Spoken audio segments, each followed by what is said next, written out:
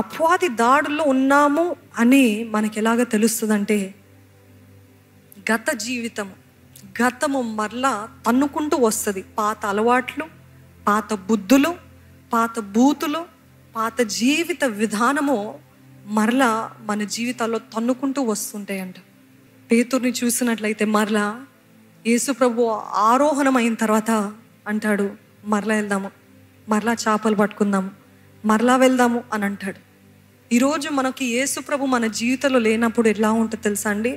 నాకు యేసు ప్రభు ద్వారా ఎటువంటి మేలు కలగలేదు, నా జీవితంలో ఎటువంటి ఫలితము లేదు, I'm going only worse, I'm only getting worst అన్న పరిస్థితిలో ఉన్నప్పుడు ఎలా ఉంటుందంటే, నా గత జీవితం బాగుంది కదా. చాలామంది భర్తలు చూడండి, భార్యలు చూడండి, వాళ్ళ వివాహ జీవితంలో కొన్ని గొడవలు వస్తే, అపార్థాలు ఇవన్నీ జరుగుతున్నప్పుడు ఏమంటారు తెలుసా? నీకంటే ఆమెనే బెటర్, నీకంటే ఆయనే బెటర్ అని అంటూ ఉంటారు. ఎంత గాయం అది, ఎంత గుండె గాయం అవుతుందండి. ఒక భర్తకి ఎంత రోషం పుడుతుంది, ఒక భార్యకి ఎంత విరిగిపోతుంది వారి గుండె అలాంటి మాటలు మాట్లాడుతుంటారు. Because they think the past is better. దేవుడు అంటాడు, వెనుకున్న వాటిని మరచి ముందున్న వాటి కొరకే వేగిరపడాలి అని అంటే, మనమేమో అపవాది చేత దాడి చేయబడుతున్న వారందరూ నా previous life, my youth life, my enjoyment life, my sin life, that was much better, అది ఇంకా బాగుండింది, ఈ శ్రమలేంటి, ఈ తుఫాన్లేంటి, ఈ గొడవలేంటి, ఈ అల్ల కల్లోలాలేంటి, అదే బాగుంది కదా అనే పరిస్థితిలోకి వెళ్ళిపోతూ ఉంటారండి. అపవాది ఎప్పుడు కూడా గతాన్ని చూపిస్తూ ఉంటాడు. గతంలో ఏది రమ్యమైనదో, ఐగుప్తు దేశం నుండి కూడా ఇశ్రాయేలీయులు బయటికి వచ్చినప్పుడు ఏం చూపించాడు అపవాది వాళ్ళకి? అక్కడ దోసకాయలు బాగున్నాయి, అక్కడ ఇవి బాగున్నాయి, అక్కడ అవి బాగున్నాయి. దేవుడు అంటున్నాడు, ముందున్న వాటి కొరకు పరిగెట్టు, వేగిరపడు అని అంటే, ఆ గతంలో అంత బానిసత్వము మర్చిపోయి, మీరు అనుకుని చూడండి, మీ జీవితంలో నా దేవుడు నీచమైన బ్రతుకు నుండి నన్ను రక్షించాడన్న వారు ఉంటే హల్లెలూయా అని చెప్తారా? మనకి సిగ్గుచేటు గతం గురించి మాట్లాడాలంటే, అవును కదా? అంత భయంకరమైన past everyone has, but God has delivered us from that dirty past life and he's asking us to go forward అన్నప్పుడు మనం ఏం చేస్తామంటే, కొన్ని శ్రమలు, కొన్ని పోరాటాలు, కొన్ని ఇబ్బందులు కలిగిన వెంటనే గతమే బాగుంది కదా. ఎప్పుడైతే గతము తీసుకొస్తున్నారు, అపవాదిని కూడా తీసుకొస్తున్నారు మీ జీవితంలోకి, జాగ్రత్త. గతము తీసుకొస్తున్నారా మీ మాటలోకి? మీ వైఫ్ దగ్గర, మీ హస్బెండ్ దగ్గర ఊరికి గతం గురించి మాట్లాడుతున్నారా? అపవాదికి చోటిస్తున్నారు. Be careful. If you're still unmarried and you're talking about my past was better, my past without God was much better అని ఈ మాటలు వస్తున్నాయి అంటే, you're saying come enemy, come Satan, have a place in my house or have a place in my heart అంటున్నారు. ఈరోజు చాలామంది గతమే పట్టుకొని కూర్చుంటారు, గతపు చేదు అనుభవాలు, గతము గతము గతము.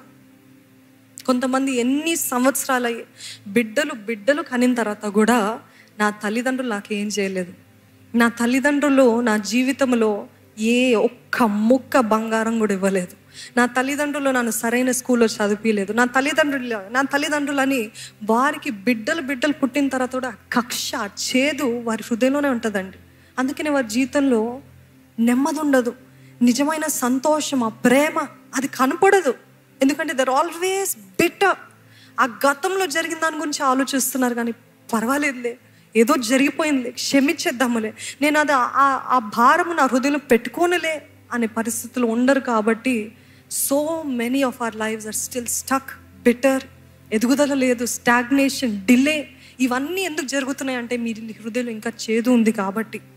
ఈరోజు ఇంకా మీ జీవితము గతంలోనే పెట్టుకున్నారు అని అంటే చాలా జాగ్రత్త అండి, చాలా జాగ్రత్త. ఎందుకంటే కొన్నిసార్లు మనము గతం గురించి ఆలోచిస్తాము, మాట్లాడతాము, ఆ పాత బుద్ధులు మరలా మనలో పొడుచుకుంటూ వస్తుంటుంది, ఆ పాత అలవాట్లు, పాత పాపలు మరలా చేస్తే బాగుంటుంది, మరొక్కసారి అనుభవిస్తే బాగుంటుంది, ఒక్కసారి చేసి చూద్దాము అని అంటున్నారా?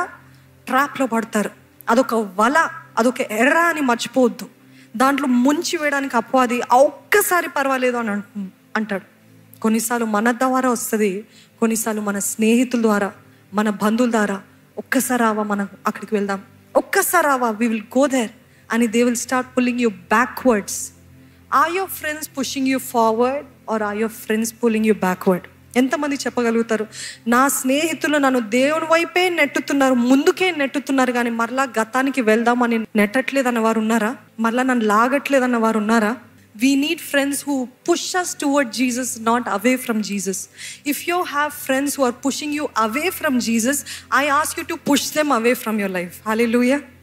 ఎందుకంటే అట్లాంటి స్నేహితులు మనకు వద్దండి. అట్లాంటి స్నేహితులు వద్దు. దేవుని దగ్గర నుండి దూరం చేసే స్నేహితులు అయితే వద్దు. దేవుని వైపుకి నడిపించే స్నేహితులు కావాలి.